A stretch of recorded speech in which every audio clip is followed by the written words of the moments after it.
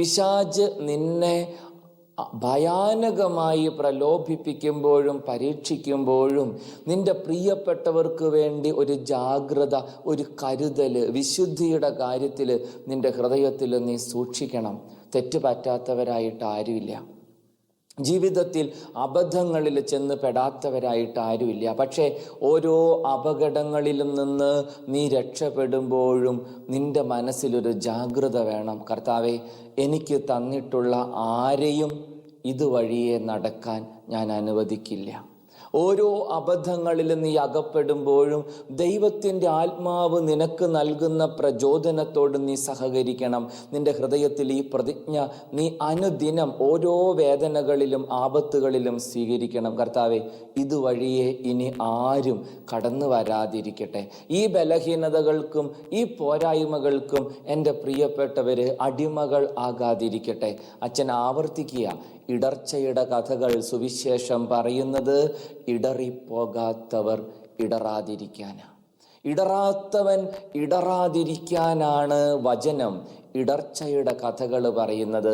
സത്യവേദ പുസ്തകത്തിൻ്റെ താളുകളിൽ വിവരിക്കപ്പെട്ടിട്ടുള്ള ഓരോ സംഭവങ്ങളും ഓരോ ഇടർച്ചകളും നമ്മുടെ ജീവിതത്തിൻ്റെ സാധ്യതകളാണ്.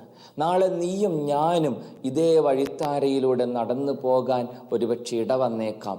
ജാഗ്രത മനസ്സിലുണ്ടാകണം, പാദങ്ങളിലുണ്ടാകണം. നിന്റെ ജീവിതത്തിൽ നിനക്ക് വന്നുപോയ പോരായ്മകളിലൂടെ ആരും നടക്കാതിരിക്കാൻ നീ ഒരു മുൻകരുതൽ എടുക്കണം എന്നാണ് ഈശോ നിന്നെ ഓർമ്മപ്പെടുത്തുന്നത്. ആത്മാർത്ഥമായിട്ട് നമുക്ക് ചിന്തിക്കാനാവണം. കർത്താവേ, എനിക്ക് നീ തന്നിട്ടുള്ള പ്രിയപ്പെട്ടവർക്ക് എൻ്റെ ജീവിതത്തിൻ്റെ അനുഭവങ്ങളുടെ വെളിച്ചത്തിൽ സംരക്ഷണം തീർക്കാനും അവർക്ക് വേണ്ട സകല നന്മകളും ഒരുക്കി വയ്ക്കാനും എനിക്ക് സാധിക്കുന്നുണ്ടോ? വളരെ പ്രധാനപ്പെട്ടൊരു കാര്യമായി നമ്മളിത് പരിഗണിക്കേണ്ടതുണ്ട്. നിനക്ക് എന്തെന്ത് പോരായ്മകളുണ്ടെന്ന് അറിഞ്ഞിരുന്നിട്ടും നിന്റെ ദൈവം നിന്റെ പ്രിയപ്പെട്ടവരെ നിനക്ക് മാത്രം തന്നതിന് അവന് വ്യക്തമായ ചില സ്വപ്നങ്ങളുണ്ട്. നീയാണ് ആ സ്വപ്നം. നിന്നിലൂടെ വേണം നിന്റെ കുടുംബത്തിലേക്ക് സമാധാനം കടന്നു വരാൻ. നിന്നിലൂടെ വേണം നിന്റെ പ്രിയപ്പെട്ടവർ ആത്മാർത്ഥമായ സന്തോഷം അനുഭവിക്കാൻ.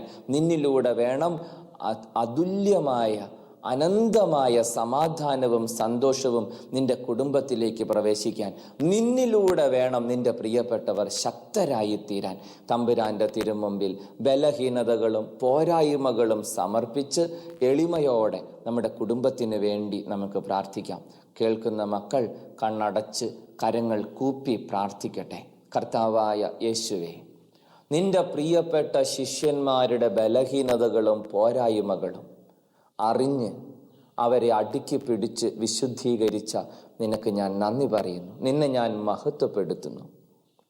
പോരായ്മകളും കുറവുകളും അറിഞ്ഞിരിക്കുമ്പോഴും നീ എന്നെക്കുറിച്ച് സ്വപ്നം കാണുന്നവനാണെന്ന് ഞാൻ മനസ്സിലാക്കുന്നു.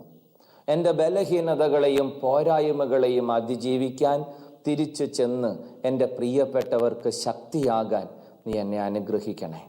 എൻ്റെ പ്രിയപ്പെട്ടവരെ നീ എനിക്ക് മാത്രം തന്നത് എന്നിലൂടെ അവർക്ക് നീ കൊടുക്കാൻ ആഗ്രഹിക്കുന്ന വലിയ നന്മകളെ പ്രതിയാണെന്ന് ഞാൻ മനസ്സിലാക്കുന്നു.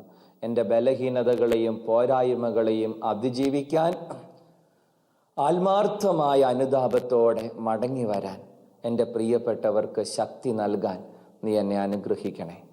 അവർണ്ണനീയമായ ദാനത്തെ പ്രതി കർത്താവേ, നിനക്ക് മഹത്വം. ആമേൻ.